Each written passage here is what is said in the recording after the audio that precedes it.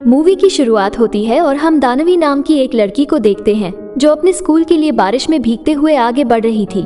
School पहुंचने पर वो ऐसा सोचती है कि जल्दी से जल्दी क्लास खत्म हो जाए क्योंकि उसका पढ़ाई में मन बिल्कुल भी नहीं लगता।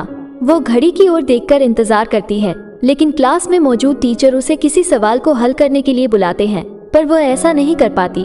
तो उसके टीचर बताते हैं कि उसकी परीक्षा बहुत नजदीक आ गई है और इस तरह से वो फेल हो जाएगी। अब दानवी का डांट खाने का आज का कोटा पूरा हो गया था। वो क्लास खत्म करके अपने घर पहुंचती है, जहां वो अपना मोबाइल उठाकर अपने पसंदीदा कॉमेडियन का शो देखने लगती है। यहाँ भी उसकी माँ उसे डांटती है और कहती है कि 2 दिनों में तुम्हारी परीक्षा होने वाली है और तुम्हें अपनी परीक्षा के बारे में थोड़ी भी चिंता नहीं है।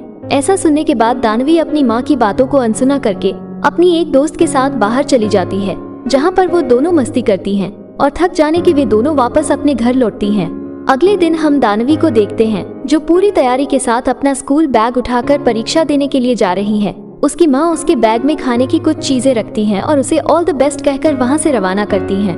बस में जाते वक्त दानवी बहुत ज्यादा हड़बड़ाहट में थी क्योंकि उसे एग्जाम की टेंशन थी। इस कारण उसने अपने छाते को बस में ही भूल कर उतर जाती है। स्कूल पहुँचने पर वो देखती है कि स्कूल के सारे छात्रों के माता पिता स्कूल के बाहर खड़े होकर अपने बच्चों को ढोल नगाड़े बजाकर ऑल द बेस्ट कर रहे हैं। दानवी और ज्यादा डर जाती है और वो अब मन बना चुकी होती है कि वो बिल्कुल भी एग्जाम नहीं देगी। इसके बाद वो स्कूल से भागकर प्लेग्राउंड की तरफ आ जाती है क्योंकि उसे एग्जाम नहीं देना था। बारिश होने के कारण सारा प्लेग्राउंड पूरी तरह से पानी से भर चुका होता है। इसी दौरान दानवी एक गड्ढे को देखती है जिसमें बहुत सारा पानी भरा हुआ है। वो उस गड्ढे के पास जाकर खड़ी हो जाती है और ऊपर वाले से प्रार्थना करने लगती है कि वह किसी भी तरह इस बोरिंग जीवन से आजादी दिलवा दे। इसके बाद हमें 1508 का समय दिखाया जाता है, जहां हम जोशन किंगडम के महल को देखते हैं, जहां बहुत सारे लोग मौजूद होते हैं जो बारिश कराने के लिए किसी रीति विधि को आयोजित कर रहे होते हैं। पास में ही एक बहुत बड़ा घड़ा रखा हुआ है जिसमें पानी आने का सभी लोग इंतजार कर रहे हैं। यहाँ पर हम जोशन किंगडम के राजा को देख पा रहे हैं जो उस रीति विधि को सभी लोगों के साथ मिलकर कर रहे होते हैं ताकि उस किंगडम में बारिश हो सके। इसके बाद हम दानवी को देखते हैं जो वर्तमान समय में अभी भी उसी गड्ढे के पास खड़ी है और थोड़ी देर सोचने के बाद वो उस गड्ढे में छलांग मारती है। तभी वहाँ पर दानवी उसी घड़े से ऊपर निकल आती है, जिसे देखकर वहाँ मौजूद सारे लोग हैरान हो जाते हैं। दानवी को भी कुछ समझ नहीं आता आखिर वह कहाँ है और उसे लगता है कि शायद यहाँ पर किसी फिल्म की शूटिंग चल रही है। वो सभी से पूछती है कि आखिर यहाँ क्या चल रहा है। उसे देखकर राजा उससे एक सवाल करता है कि आखिर वो कौन है। दानवी बताती है कि वह एक छात्रा है जो अपनी परीक्षा छोड़कर भाग रही थी, लेकिन राजा और उसके साथी समझते हैं कि शायद दानवी कोई बहुरूपिया है जो उन लोगों को नुकसान पहुंचाने के लिए आई है। इस कारण सभी लोग उस पर तलवार तान देते हैं। दानवी घबराकर सहम जाती है। वहीं हम एक टोना टोटका करने वाले को देखते हैं जो सभी को बारिश होने के लिए इस रिचुअल को करा रहे थे। वो बताता है कि यह एक देवदूत द्वारा भेजी गई एक वरदान है और इसी के कारण हमारे राज्य में बारिश होगी। दानवी भी उस तांत्रिक की बातों में हामी भर लेती है। उसे बचने के लिए कोई और चारा नजर नहीं आ रहा था, इसी कारण वह ऐसा कह देती है। अब वहाँ मौजूद सारे लोगों को यकीन हो चुका था कि दानवी सचमुच में कोई देवदूत है जो बारिश कराने के लिए यहाँ आई हुई है। इसी कारण सभी लोग उसको प्रणाम करने के लिए नीचे झुक जाते हैं और राजा, जिसे दानवी पर बिल्कुल भी यकीन नहीं था, वो भी ना चाहते हुए अपनी आंखें बंद करके उसे प्रणाम करने लगते हैं। इस बीच दानवी मौका देखकर भागने लगती है। वो भागते हुए एक जगह जाकर छुप जाती है, लेकिन वहाँ भी उसे खतरा महसूस होता है। इस कारण वो वहीं पर रखे हुए कुछ शिक्षकों यानी अध्यापकों के कपड़े पहनकर वहाँ शिक्षकों में शामिल हो जाती है। इसके बाद सभी शिक्षक मिलकर राजा के महल में जाते हैं, जहाँ राजा ने सभी को बारिश कराने के लिए कोई नई योजना बनाने के लिए बुलाया था। किंग बताते हैं कि हमें अब साइंस और मैथ की मदद से बारिश करानी होगी और हमें पता लगाना होगा कि आखिर बारिश हो क्यों नहीं रही है। क्या हम टाइम को नहीं समझ पा रहे हैं या फिर बात कुछ और है। इस बात का फायदा उठाकर दानवी सभी लोगों के बीच अपने असली रूप में आ जाती है और बताती है कि वो मैथ में बहुत ज्यादा तेज है और वो उन सभी प्रॉब्लम को सॉल्व कर सकती है। इसके बाद किंग उसे एक क्वेश्चन सॉल्व करने के लिए देते हैं, जिसे दानवी आसानी से सॉल्व कर देती है। किंग ये देखकर हैरान था क्योंकि वहाँ के बड़े टीचर्स उस क्वेश्चन को सॉल्व नहीं कर पा रहे थे, जबकि दानवी ने उसे कुछ ही मिनटों में सॉल्व कर दिया। अब किंग को यकीन होता है कि दानवी मैथ में बहुत तेज है। वो क्वेश्चन जिसे दानवी ने सॉल्व किया वो दानवी के स्कूल के हर छोटे क्लास के बच्चे के लिए बहुत ही आसान था। दानवी से इम्प्रेस होकर किंग उसे उस किंगडम का टीचर घोषित कर देते हैं ताकि वो उनको और अपने किंगडम के लोगों को पढ़ा सके। किंग दानवी से कहते हैं कि अगर उसने इस किंगडम में बारिश कराने में मदद की तो उन्होंने दानवी को वापस प्रेजेंट टाइम में आसानी से भेज देने का वादा किया है। दानवी को एक घर भी दिया जाता है और उसकी देखभाल के लिए एक बॉडीगार्ड भी तैनात किया जाता है। दानवी को किंगडम के सभी टीचर्स की तरह तैयार किया जाता है ताकि वो राजा को आसानी से पढ़ा सके। जब दिन आता है और दानवी राजा को पढ़ाना शुरू करती है तो पहले दिन उसने राजा को पहाड़ा यानी टेबल याद करवाया और याद करवाते समय उसने अपने आप को प्राउड की भावना को महसूस करवाया।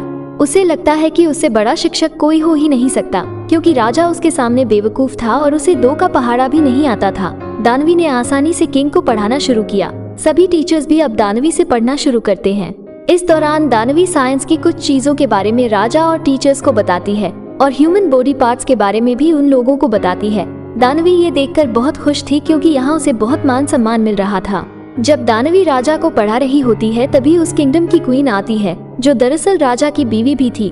उसे देखकर दानवी पूरी तरह से चौंक जाती है क्योंकि वो क्वीन बिल्कुल उसकी फ्रेंड सायोन की तरह थी। इसके कारण वो पूरी तरह से चौंक जाती है और यह नहीं समझ पाती कि ऐसा कैसे हो सकता है। इस दौरान दानवी राजा को पढ़ाती है और उसके साथ समय बिताने में मजा करती है। वो दानवी राजा को प्यार के बारे में बताती है और कहती है कि जब सच्चा प्यार होता है तो धड़कनें तेज हो जाती हैं और दिल जोर से धड़कता है, जिसे तुम हाथ से छूकर भी महसूस कर सकते हो। दोस्तों, आपके साथ कभी ऐसा हुआ है तो मुझे कमेंट करके जरूर बताना। ये सुनकर राजा दानवी की बातों को सीरियसली लेता है। राजा के साथ दानवी बहुत सिक्योर फील कर रही थी।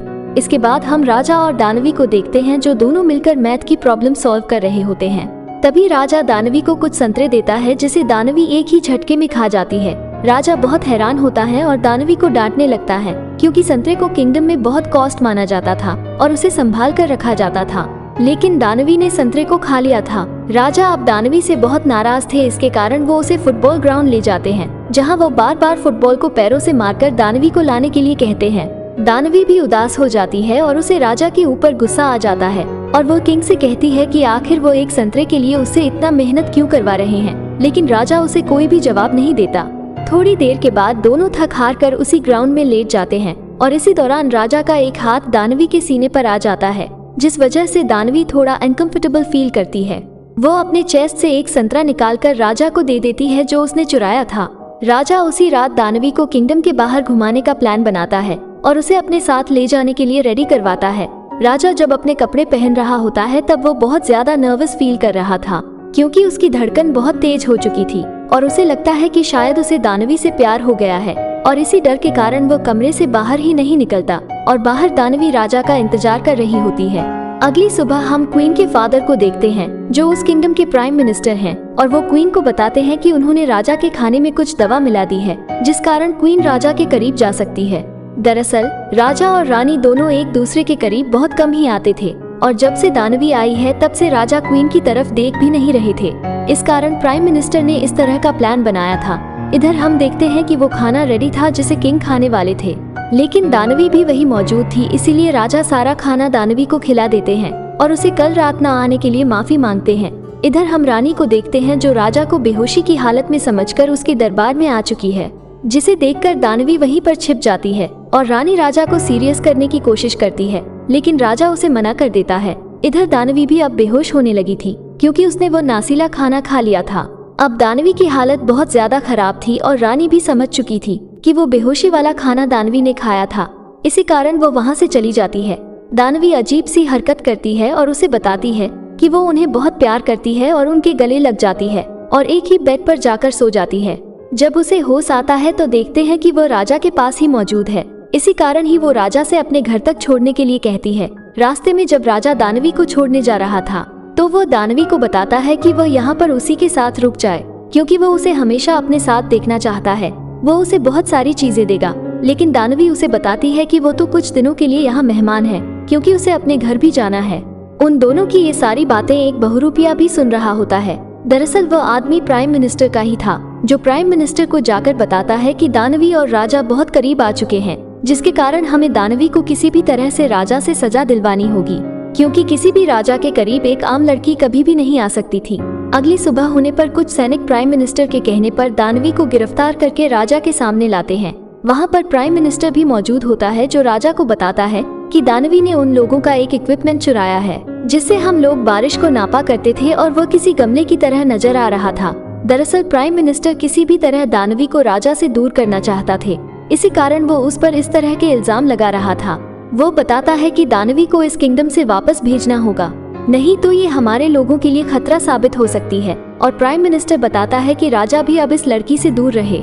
इस पर राजा सभी लोगों को बताता है कि दानवी एक बहुत इंटेलिजेंट लड़की है और उनके साथ रहने से वो उससे अच्छी चीजें सीख सकते हैं, इसलिए वो उसे अपने साथ रहने का फैसला करते हैं ताकि उनके किंगडम को भी फायदेमंद हो सके। इन बातों को सुनकर प्राइम मिनिस्टर बताते हैं कि अगर दानवी इतनी ही इंटेलिजेंट है तो उसे एक टेस्ट देना होगा और एक वाटर क्लॉक बनाना होगा, क्योंकि उन्हें ये पता नहीं कि समय कैसे देखा जाता है। वहाँ मौजूद सभी लोग इस पर सीरियस हो जाते हैं। राजा अब इन लोगों की बातों को मान लेता है और कहता है कि जब तक दानवी वाटर क्लॉक नहीं बना लेती तब तक वो पैलेस के अंदर नहीं आ सकती। इस दौरान दानवी दुखी होती है क्योंकि वो राजा से मिल नहीं पा रही थी। वो गार्ड से मदद करने की कोशिश करती है, लेकिन गार्ड उसे बताता है कि जब तक वो राजा के आदेश मान रहा था तब तक वो दानवी का गुलाम था, अब वो उसकी कोई मदद नहीं कर सकता। लेकिन दानवी किसी तरह उसे कन्विंस कर लेती है। दानवी अपने काम को करने के लिए मेहनत कर रही है और बॉडीगार्ड पार्क भी उसका साथ निभा रहा है। कुछ दिनों की मेहनत के बाद दानवी ने उस वाटर क्लॉक को बना लिया है और हम देखते हैं कि किंगडम में अब बारिश शुरू हो चुकी है। ये सब देखकर राजा दौड़कर दानवी के पास आता है, क्योंकि राजा ने उसे बहुत दिनों से नहीं देखा था और उसका वादा था कि जब बारिश होगी तब वो भी चली जाएगी। राजा भागते हुए दानवी के पास आते हैं और उसे गले लगा लेते हैं और उसे बताते हैं कि वो उससे कितना प्यार करते हैं। दानवी भी इन बातों को सुनकर इमोशनल हो जाती है और बताती है कि उसने वाटर क्लॉक बना ली है और फिर वो रोने लगती है। अब दानवी अपनी दुनिया में जाने के लिए तैयार होती है। पास में ही पानी से भरे हुए एक गड्ढे में जाती है, लेकिन राजा उसका हाथ पकड़कर वहीं रोक लेता है और गले लगा लेता है। इसी के साथ बारिश भी खत्म हो जाती है। दानवी अब वहाँ से नहीं जाने वाली है। तभी वहाँ पर प्राइम मिनिस्टर का एक आदमी आ जाता है, जो राजा को डर था कि प्राइम मिनिस्टर के लोग दानवी का कत्ल कर सकते हैं। इसी कारण वो दानवी को वहाँ से भगा कर ले जाते हैं और अपने बॉडीगार्ड पार्क के साथ दानवी को किसी सुरक्षित जगह ले जाने के लिए भेज देते हैं। इधर हमें पता चलता है कि बॉडीगार्ड पार्क भी प्राइम मिनिस्टर से मिला हुआ है और वह किसी भी समय दानवी को खत्म कर सकता है, लेकिन पार्क ऐसा नहीं करता और उसे बिल्कुल खरोच भी नहीं आने देता। प्राइम मिनिस्टर के लोग वहां पहुंच चुके थे, लेकिन पार्क दानवी को एक घोड़े पर बैठाकर भगा देता है और वो बहुत सारे लोगों से मुकाबला करता है। इधर रानी को भी सभी बातें पता चल चुकी हैं और वो दानवी को बचाने के लिए जंगल की तरफ भागने लगती है, क्योंकि उसे पता चल चुका है कि राजा भी दानवी से बहुत प्यार करते हैं। रानी अब जंगल में पहुंच चुकी थी, जो पार्क के पास आकर उससे पूछ रही है कि राजा और दानवी के बीच के सभी बातें उससे छुपाकर क्यों रखी। लेकिन पार्क उसको कोई जवाब नहीं देता और रानी को लेकर वहां से चला जाता है। इधर दानवी जंगल से बहुत दूर आ चुकी थी और राजा भी वहां पहुंच चुके थे।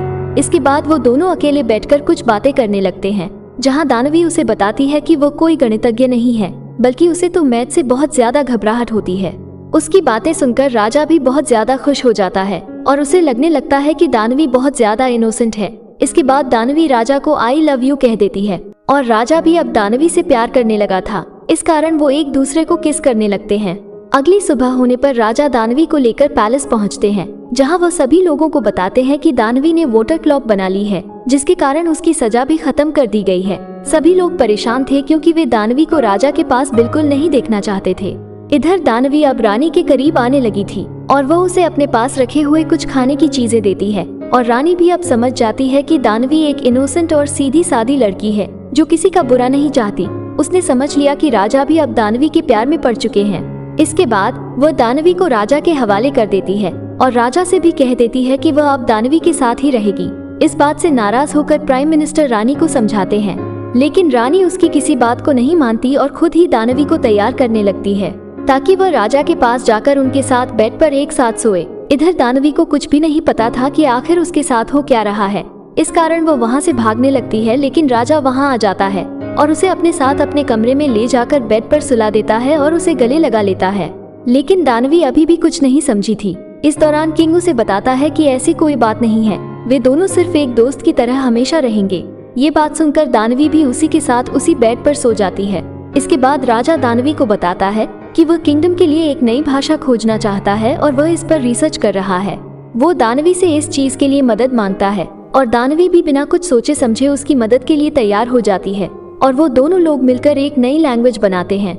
इसके बाद राजा दानवी को लेकर अपने सीक्रेट रूम में जाता है, जहां उसने चारों तरफ कुछ सीक्रेट छुपा कर रखे थे और वहां पर हम उन्हीं लैंग्वेज के कुछ पन्ने को देख पाते हैं जो उसी कमरे में मौजूद थे। राजा दानवी को कमरे में छोड़कर वहां से चला जाता है।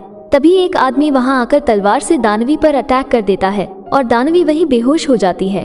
वो आदमी दानवी को पूरी तरह से जलाकर राख करने के लिए उस कमरे में आग लगा देता है और वहाँ से चला जाता है। इधर राजा को भी पता चल चुका था कि उस रूम में आग लग चुकी है और उसे पता था कि दानवी वहाँ पर मौजूद थी। राजा दानवी को वहाँ से किसी तरह से बाहर निकाल लेते हैं। इसके बाद हम दानवी को देखते हैं जो पूरी तरह से ठीक है। दरअसल तलवार उसकी पीठ पर टंगे हुए उसके बैग पर लगी थी, जिसमें कुछ मैथ की किताबें थी। सुबह होने पर राजा सभी मुजरिमों को सजा देने लगते हैं जो प्राइम मिनिस्टर के लोग थे, जिन्होंने दानवी को खत्म करने का प्लान बनाया था। इन सभी लोगों को सजा दे दी जाती है और अब उस किंगडम में सभी चीजें ठीक थी। वहाँ पर बारिश भी हो चुकी थी और वाटर क्लॉक भी बन चुका था और किंगडम के लिए एक नई लैंग्वेज भी बन चुकी थी। इस कारण दानवी सभी कामों को निपटा चुकी थी और वो अब अपने घर जाना चाहती थी, क्योंकि उसे उसकी माँ की बहुत याद आ रही थी और अपने दोस्तों की भी। वो तय करती है कि अब उसे अपनी असली जिंदगी में चले जाना चाहिए। वो राजा को सारी बातें बताती है। राजा उसे रोकने की बहुत कोशिश करता है, लेकिन वो ऐसा नहीं कर पाते। कहीं न कहीं दानवी भी यहाँ रुकना तो चाहती थी, लेकिन वो अपनी माँ को मिस कर रही थी। और थोड़ी ही देर बाद दानवी अपने पास रखे हुए कुछ पेपर राजा को देती है, जिनमें जल चुके उन लैंग्वेज के ही पन्ने थे जो उसने पहले से लिख लिया था। इसके बाद राजा उसे लेकर दूसरी जगह पर जाता है जहाँ पर एक बहुत बड़ा पुल था। वहाँ दानवी राजा को एक किस करती है और अपने प्रेजेंट टाइम में पहुँच जाती है। ये समय वही था जब दानवी प्लेग्राउंड में बैठी थी और वो पेपर देने नहीं जाना चाहती थी, लेकिन वो अब ऐसा नहीं करती। इस बार वो पेपर देती है और वापस अपने घर आ जाती है, लेकिन वो उस एग्जाम में फेल हो चुकी थी। इस कारण उसे स्कूल छोड़ना पड़ता है और कुछ दिनों बाद वो एक स्टोर में काम करने लगती है। स्टोर में एक टीवी शो से उसे एक म्यूजिक सिंगर के बारे में पता चलता है, जिसकी शक्ल बॉडीगार्ड पार्क के जैसी ही थी। दानवी समझ जाती है पार्क इस जन्म में एक म्यूजिशियन बनकर आया है। दानवी आज का सारा काम खत्म करके अपने घर जाने के लिए निकल जाती है। रास्ते में बहुत तेज बारिश होने लगती है। दानवी को राजा की याद आने लगती है। तभी वहाँ पर एक लड़का आता है जिसके हाथ में छाता था।